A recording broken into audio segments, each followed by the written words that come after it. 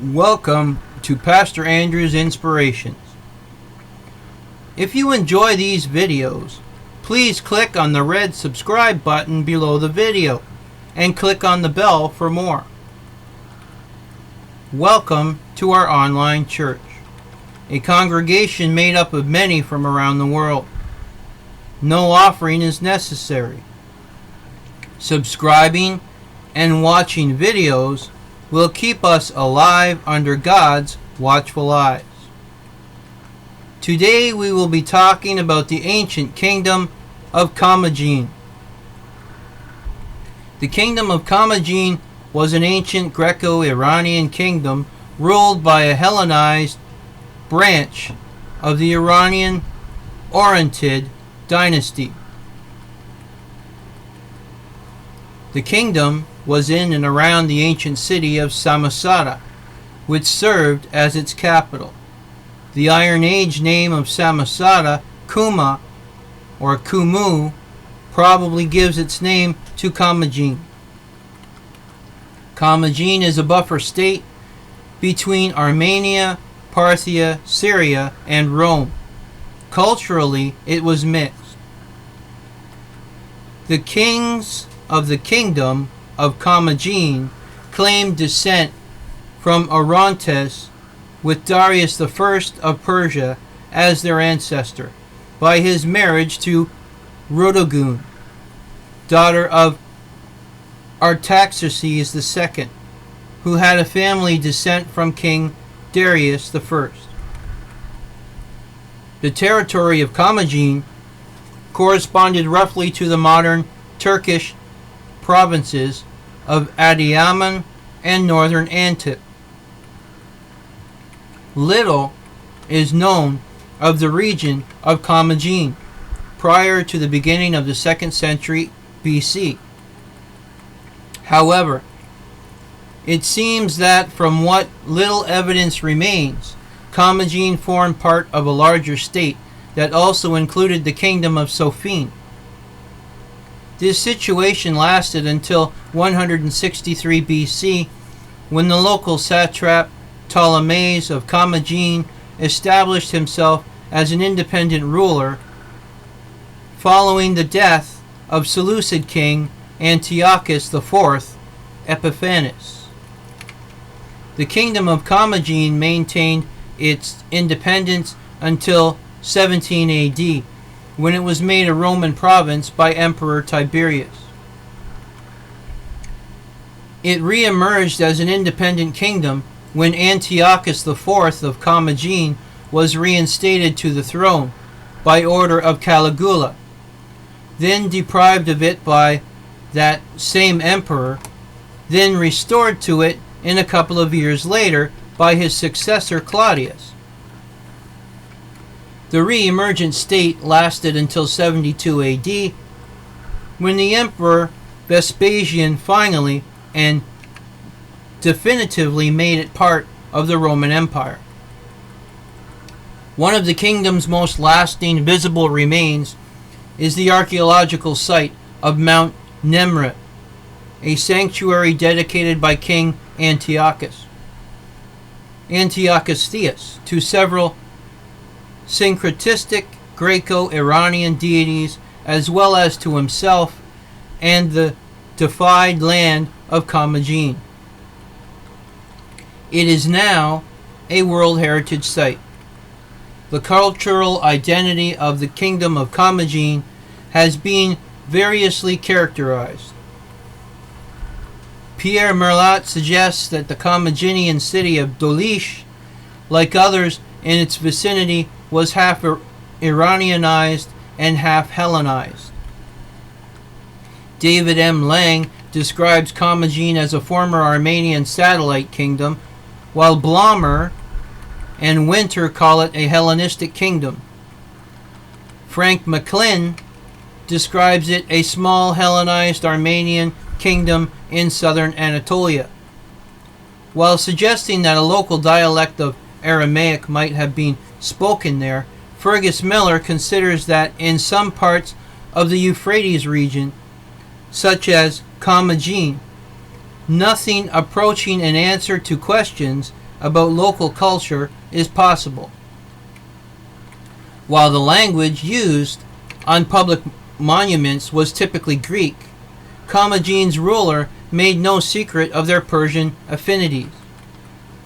The kings of Commagene claimed descent from the Orontid dynasty and would therefore have been related to the family that founded the kingdom of Armenia. The accuracy of these claims, however, is uncertain.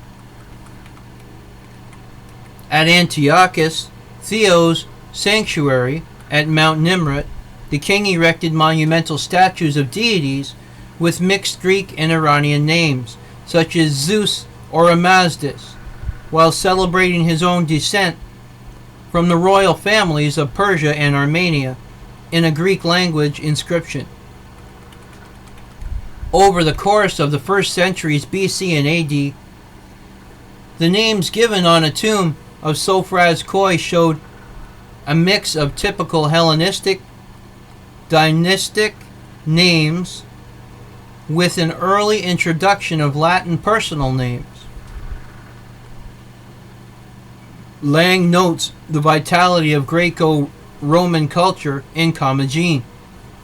While few things about his origins are known with certainty, 2nd century Attic Greek poet Lucian of Samosata claimed to have been born in Samosata in the former kingdom of Commagene, and described himself in one satirical work as an Assyrian. Despite writing well after the Roman conquest of Commagene, Lucian claimed to be still barbarous in speech and almost wearing a jacket or candice in the Assyrian style. This has been taken as a possible but not definitive allusion to the possibility that his native language was an Aramaic dialect. Commagene was originally a small Syro-Hittite kingdom located in modern south-central Turkey, with its capital at Samosata, modern Samsat, near the Euphrates.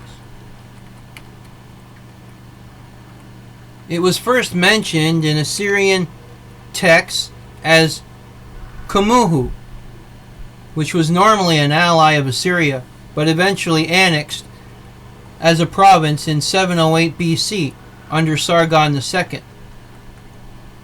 The Achaemenid Empire then conquered Commagene in the 6th century BC, and Alexander the Great conquered the territory in the 4th century BC.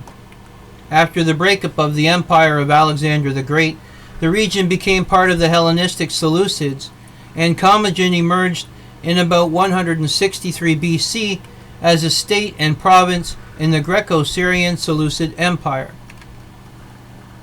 Perhaps Commagene was part of the Kingdom of Armenia in the early Hellenistic period, and was possibly annexed to the Seleucid kingdom soon after Armenia's conquest. The Hellenistic kingdom of Commagene, bounded by Cilicia on the west and Cappadocia on the north, arose in 162 BC when its governor Ptolemy, a satrap of the disintegrated Seleucid Empire, declared himself independent.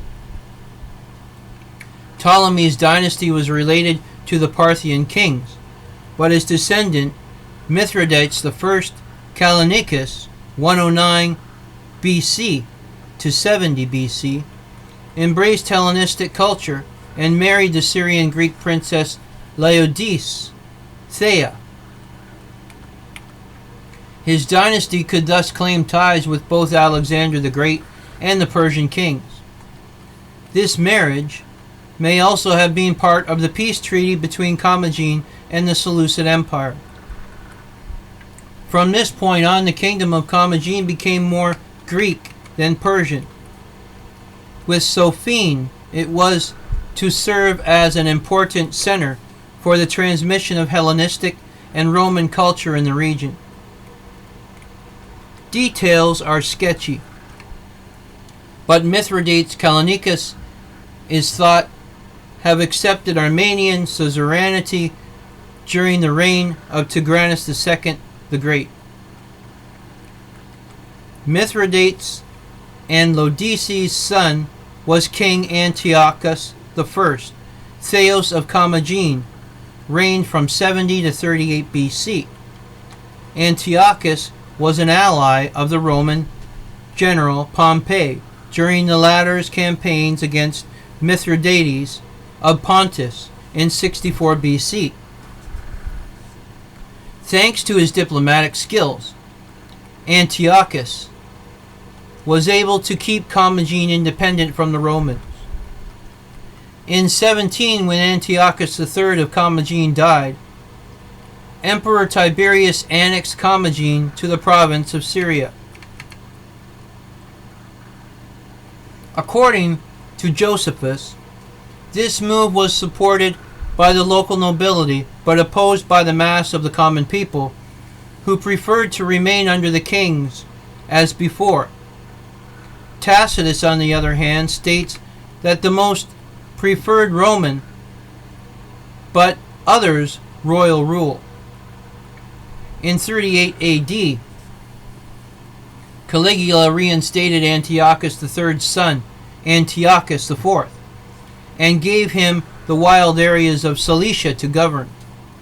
Antiochus IV was the only client king of Commagene under the Roman Empire, deposed by the Caligula and restored again upon Claudius's ascension in 41.